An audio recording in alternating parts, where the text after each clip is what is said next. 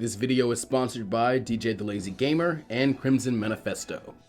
Hey you guys, so today we'll be starting a new scenario that I'm actually really excited for. But because it's kind of outlandish and I'm not sure how much you guys will enjoy it, I'm going to set a like goal of 2,000 likes. Once we hit that, that'll ensure that I'll make another part, make it a full series, and try and do so pretty quickly. Now as a bit of background on the scenario, back in 2019, I carried out the first ever What If relay along with Mono Cool and Smugstick, in which the topic the three of us tackled was, what if all Dragon Ball filler, at the time at least, was canon? I'll have a link here in the iCard for those of you who may have never seen it or who may want to revisit it. The point of my bringing this up though, is that in this story, among some of the both canon characters who got more screen time in filler and filler-only characters whom ended up becoming bigger parts of the story, there was actually one very prominent figure that became a favorite of the scenario for both me and a great deal of you, and that would be Pigaro. Many of you believing and letting us know that we could have certainly given him a larger impact beyond what we did in canon, as we had him slowly become less relevant along with the other human Z fighters as the story went on. Though even in that canon filler world, that was still pretty strong and pretty prominent, since considering something like Yamcha's feats, that's really impressive. So obviously, our goal here is to explore that concept and argument to as logical an extent as possible. As a quick refresher on Pigaro, since as I grow older, I'm reminded that more and more Dragon Ball fans' first experience with the series was through the Kai adaptation. This character was an anime only from the original DBZ anime. Episode number 16, Plight of the Children to be exact. Pigaro was actually a very powerful leader of a group of orphans whom he protects from a bunch of evil social workers with billy clubs, having the ability to effortlessly and literally one-shot multiple grown men to defend his friends. During Gohan's survival training under Piccolo, he ends up meeting Pigaro and co, and they temporarily take him in as one of their own, as he tries to go home to Mount Paozu and Chi-Chi.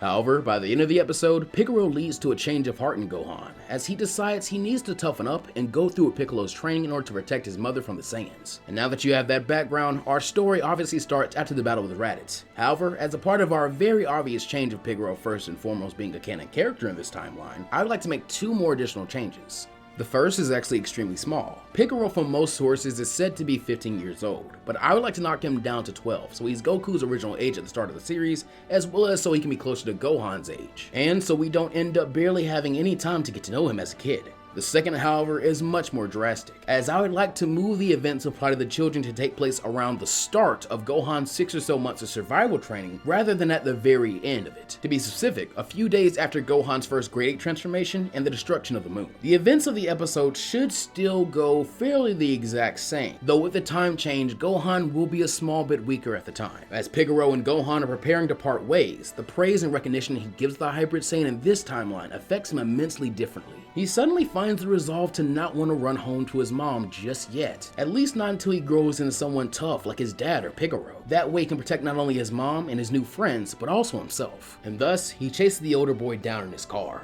finally explaining his origins and why he was separated from his mother in the first place. Of course, mentioning Piccolo, whom Pigaro instantly gains an inherent dislike of off jump because of his harsh training methods. Gohan concluding his tale with the Saiyans, their impending invasion, and by proxy, his status as half alien. Pigaro at first obviously doesn't believe Gohan, and so a demonstration is in order for proof. As a bickering match of nah-uh and yah-huh ensues, it results in Gohan getting angry enough to destroy another mountain. Left with undeniable proof, Pigaro realizes Gohan is completely serious, and suddenly, the preteen has a crisis of conscience, as now it seems the kids he just left in hopes of their finally finding safe homes won't even have a planet to live on, and this little crybaby isn't successful against a band of evil monkey people. Still feeling responsible for this kid, he asks Gohan what he's going to do now, and the boy resolutely states that he wants to get back to his training so he can get strong enough to protect his mom and all his friends he just made. Because of this, he wants Pigaro to be the one to train him. This causes the human to sweat drop, as he looks over Gohan's head at the pile of smoking rubble which was moments before a full mountain range, questioning internally if there's anything he can teach him worthwhile. Still, Pigaro seconds this course of action, agreeing to teach Gohan all he knows, and even better, train and battle alongside him as one of Earth's defenders, thus resolving his heart and taking on a greater responsibility to protect his friends from afar now, and citing more to himself than Gohan that he is sure to be a more useful tutor than anything some jerk adult can teach by abandoning a toddler, which gets a nervous chuckle from Gohan. And so, for the next few months, Gohan's survival training has the addition and aid of Pigaro, who brings several benefits to the table. Number 1, mentality-wise, he is almost exactly the kind of person Piccolo is trying to turn Gohan into, minus the selflessness and kind heart, which now that I think about it might explain the origins of his name. Regardless, because of this, I believe he could more effectively help Gohan toughen up during this time, as he can easier relate to him, and in turn, Gohan would be motivated to grow into a strong person like Pigaro. at least to the extent of not being able to be bullied, since that was the entire point of his episode. The lesson here, though, obviously sticking a lot better. Number 2, Pigaro provides an extra set of hands in everything Gohan will do from here on out, whether that be foraging for food or even exercise, play, or training. This means that the time Gohan wasn't sparring with Piccolo is more beneficial to his power and growth, and would also lead to Pigaro growing fairly quickly. And number 3, as a part of that impact mental-wise, I think Pigaro could likely influence Gohan to have a more effective handle on his rage at this time. My reasoning being, Pigaro himself is shown to definitely have some anger issues in his episode, and considering his origins, I think that's more than justified. On top of that, Pigaro is an orphan who forced himself to mature and then grow strong enough to protect the kids Gohan's age. Therefore, he is already a bit aged beyond his years, on top of his already being older than Piccolo's 8 to 9 years of age at this time, and thus can appeal to Gohan in a lot more ways. With these factors, I believe Pigaro could both grasp and explain the concept of harnessing and aiming one's anger in a focused attempt to complete a hard task. Enough that I think Gohan could at least begin to understand how to control and pace out his rage boost a lot better than he could during this point in canon, though anything is better than zero. Lastly, Pigaro as compared to most Dragon Ball characters would be considered extremely street smart, which could lead to very obvious benefits for both the sheltered and innocent Gohan, and later, even Piccolo. This time goes extremely smoothly compared to canon, as Gohan's first experience with training is suddenly a lot more fun and reminiscent of Goku's time under Roshi. And even though the two boys are bonding and growing a decent bit stronger, Pigaro, however, is training twice as hard as Gohan, partially due to necessity as it's needed to keep up with the half Saiyan, but also because of his motivation to protect the planet. And beyond that, his naturally elder brother-like nature makes him want to be stronger so he can protect Gohan too. Meanwhile, Piccolo has been watching the two and not training himself. This random human's presence and perseverance likely leading to his training a tiny bit harder even while on his own, as he refused to let a human child outwork him. This said, I likely do need to go ahead and mention a bit of scaling for context. Considering Pigaro's feats, I think it's more than fair to place him at the very least as above average human strength, even before his training. If a 5 truly is the average power level for an adult human, then placing Pigaro at a 10 for a low ball is more than reasonable, I think. The thing is though, reaching that kind of strength with no real master or martial arts / key training speaks to some fairly incredible potential for a human. Arguably more than the likes of Yamcha or even Krillin, since this was Goku's power level at the beginning of Dragon Ball after having lightly trained under his grandfather. This also means he and Gohan won't be too far apart in terms of their resting power levels at the start, which also leads to how well the two work and train together. And so finally, after surveying all this himself, Piccolo decides it's okay to step back in far earlier than he does in canon. We'll say 4 months rather than 6, as he can see both the mentality change in Gohan and his growth in strength. At this point, the power levels of the boys without the proper training and key mastery are as such. Gohan is equal to a power level of 400. However, this can fluctuate all the way up to 2000 at max power. But even with the ability to harness his rage, Gohan can't keep this output up forever, while Pigaro has reached a level of 275. And considering it took Krillin the entire original series to reach a power level of 250, this is incredibly generous and impressive. Finally, Piccolo at this point, I'll be setting at a power level of 1200 unweighted, due to his greater motivation from watching the two train their hearts out, and understanding of ki compared to the boys. Pigaro, though freaked out by the Green Man, near instantly turns on him to berate him for his methods of training, especially when Piccolo attempts to take any level of credit for the progress Gohan has made. Because of this, Piccolo initially tries to make the boy leave, but Gohan is adamant that if he does, he'll be going with them. Besides, Piccolo can and has recognized the benefits of having him around rather than not, and thus accepts the two as the first students of the Demon School. So, Pigaro's presence continues to aid in Gohan's growth, as he from the jump has a lot more experience with teamwork. And so, when the two spar against their teacher, they have an amazing aptitude for combos and tricky techniques, which allow them to fairly easily level the playing field. And because of this and the earlier mentioned benefits, Piccolo really only has to spend the time teaching proper key usage, and thus, by the 6-month mark, already has 2 training partners which can fly on their own and fire off ki blasts, allowing them to each go all out and maximize the gains they can get from each other's presence, since that is pretty much the baseline for what is considered a super strong Earthling by this point. This also means Piccolo has to spend very little time actually teaching and gets a lot more time to get some real training in. And while the same bonding between Gohan and Piccolo still takes place, if not faster, since Piccolo would be a lot easier and endeared to this slightly more matured Gohan, Pigaro and he also begin to form a bond due to the boy's experience and outlook on life. While he may not have been alive for the return of Demon King Piccolo, I think it's more than possible for him to know of it and thus bring up the topic, since he did seem to have an interest in martial arts at the very least, inadvertently finding common ground with the demon as he labels him with the word orphan for the first time, and thus can really sympathize with the slight similarities of their origins. Aside from this, Pigaro can also sympathize with a few other similarities of the Namekian,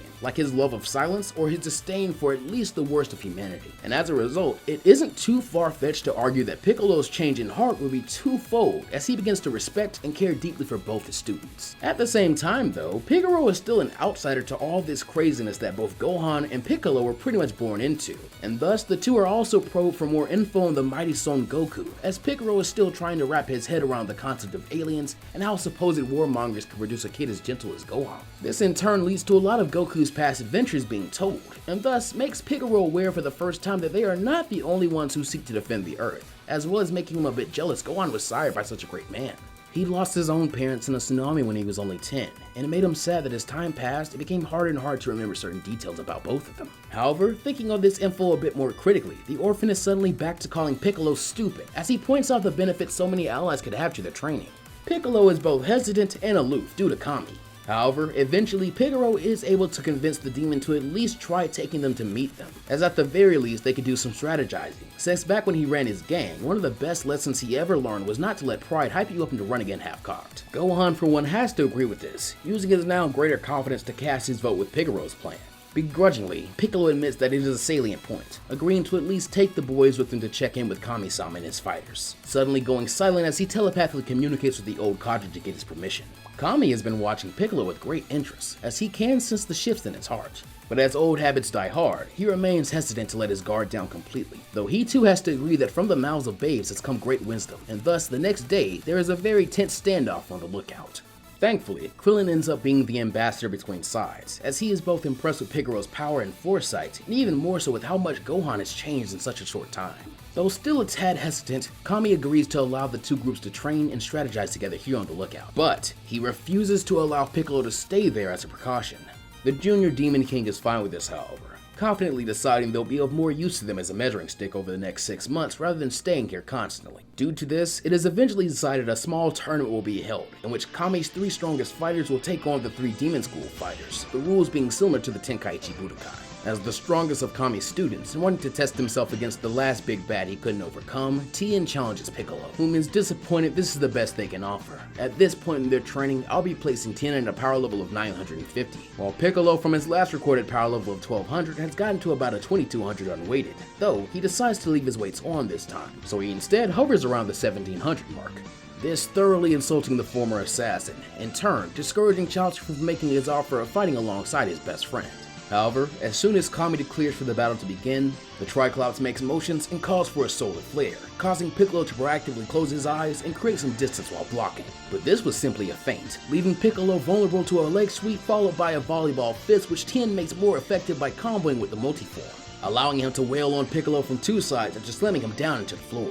The demon is actually surprised at this tricky and underhanded strategy. However, with Tien's power cut in half, he quickly escapes and overpowers Tien, extending a hand and knocking him off the lookout with a simple ki. But instead of making the Triclops catch himself, he stretches his arm out to catch him himself and tugs him back up, honoring him with praise for his bravery, tenacity, and willingness to do what is necessary against a superior opponent. This leaves everyone but the demon students in total shock, as this has become very natural to them. Tien, however, quickly gets over it, bowing in respect as he recognizes Piccolo's growth as both a person and a martial artist, asking him sincerely if he'd be willing to spar with him again soon, now that he's been given true motivation he needed after never having actually seen Goku's brother. The demon seems a bit surprised at this request at first, but in the end, simply crosses his arms and smirks that he'd take on the former Crane School member anytime as long as he trained twice as hard. Next up, as the second strongest, Krillin is very eager to test Goku's kid, and as the two square off, he has to marvel at how different the boy is from only a few months before. Unable to help himself as he whistles at how proud Goku, and likely even Chi-Chu would be at how much more mature he seems to be, praise which makes Gohan immensely proud, while even Pigaro's chest puffs out a bit more. At this point, I'll place Krillin at an 885, while Gohan has already surpassed Raditz at a level of 1600. As the battle begins though, Gohan is surprised when his opponent remains completely motionless, a small smile on the older martial artist's face as he can tell that Piccolo's student has only ever known fast-paced and aggressive combat training.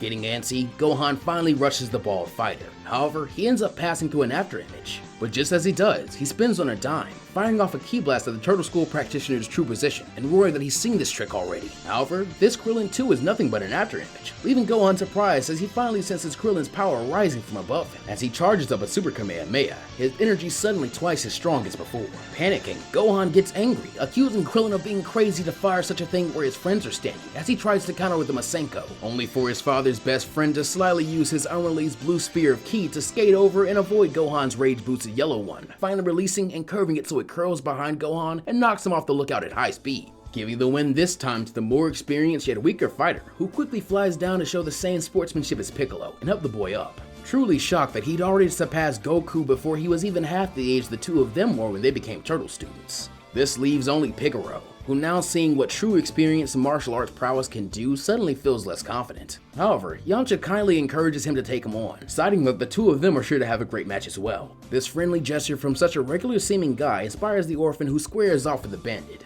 I'd place Yamcha at the moment around a 690 power level, while Pigaro, to the master of the Wolf Fang Fist surprise, stops suppressing himself, unleashing his full power of 700. Everyone is shocked, before finally, Chaozu makes fun of Yamcha for being outscaled by such a runt, causing both fighters to start back that they could certainly beat the psychic / who was he calling a runt, respectively. Refocusing, both instantly burst towards one another, engaging in a high-speed clash which causes their auras to burn visibly around them. While the younger warrior has the power advantage, Yamcha's experience in martial arts talent more than make up for the small gap in power, allowing him to capitalize on the boy's mistakes or make openings Pigaro never even dreamed of. This finally ending by Yamcha clapping his hands of all things, which causes Pigaro to flinch and preemptively block, only to have Yamcha drive a knee into his chin before bringing the other leg up to launch him even higher with a jumping kick. The orphan warrior goes spinning end over end in the air, and at once it is clear that Yamcha had earned the small tourney's first and only TKO. As a result, Piccolo zips into the air to catch his student before he can suffer a harsh landing. Wordly, Gohan and all the others crowd around the demon to check on the boy, Yamcha apologizing frantically that he thought the kid could take it while Piccolo glares at him with cold eyes. But Mr. Popo calms them after a quick assessment, assuring he'd be fine with a good night's sleep and a nice meal. At this, Gohan's stomach grumbles, and the genie is tasked by Kami with rewarding everyone with said meal. But as Yajirobe cheers, God tells he and Chaozu that the two of them will need to spar with him before they may join their friends. And so a while later, Piccolo awkwardly sips on a cup of water while those who eat pig out, the conversation lively and friendly as the fights worked well to form camaraderie between everyone. Over the meal, it's negotiated that while there are some things the two separate schools could benefit from by training together, such as allowing the human martial artists to help improve the demon students' technique and fighting styles, or having Piccolo help Kami to provide his students with heavier weighted clothing, or to stimulate fighting as a team against a stronger opponent, they will be best served by repeating this process about once a month for the last 5 months before the Saiyan's arrival. That way, focus could still be put into each individual improving on their vital weaknesses and cultivating their new strengths. Finally, a year has passed, and due to Pigaro's presence and influence on Gohan and the other Z fighters, these are the current power levels and rankings of Earth's protectors. Gohan is currently sitting at a power level of 3,500. However, his highest recorded rage boost to date has put him up to a 14,000, while Piccolo is most consistently the strongest fighter, unweighted having a power level of 4,800, Tenshinhan being next with his power level of 2,480. Followed by Krillin with his power level of 2,225. Having had a fire lit under him by Yamcha, Pigaro claims the 5th spot at a power level of 2,115, while next comes Yamcha with his power level of 1,860, then Yajirobe with his power level of 1,200, and finally Chaozu with his power level of 1,000. But that's where we'll be leaving the story off for right now, just before the arrival of the Saiyans and the true test of Pigaro's presence begins. So remember, if you would like to see me continue this story as a main series, get this video up to 2,000 likes. Shoutouts to Maxi Uchiha for providing the game renders used throughout the video, and to the fan artists who thankfully made some renders of Pigaro for me to use. I will do my utmost to make sure you are credited in the description of this video. Finally, shoutouts to my wonderful patrons who you can join the ranks of for as little as $1 a month just to support the channel and get your name read out at the end of videos like this, $5 a month to get up to 1 month's early access to my videos, or the grand $50 a month tier where you can get listed as the sponsor of videos. So thank you to Dylan Wolfdog 31, Adrian Carr, Shao Peeves, Vegito Gaming 78, Daniel Smith, Stephen Norton, Aaron Winters, Dominique, Drax, Omar Cousin, Inebriated, Infernate Beast 326, J. Ray, Normandy 1998, Samuel Rivero, Zach Haji, Narku, Crimson Manifesto, Pizza 15X, and Knuckles OX. With that said though, I'm going to save myself some time on editing and get on out of here. So as always, please take care of yourselves and the world around you and go beyond. And I'll see you guys next time.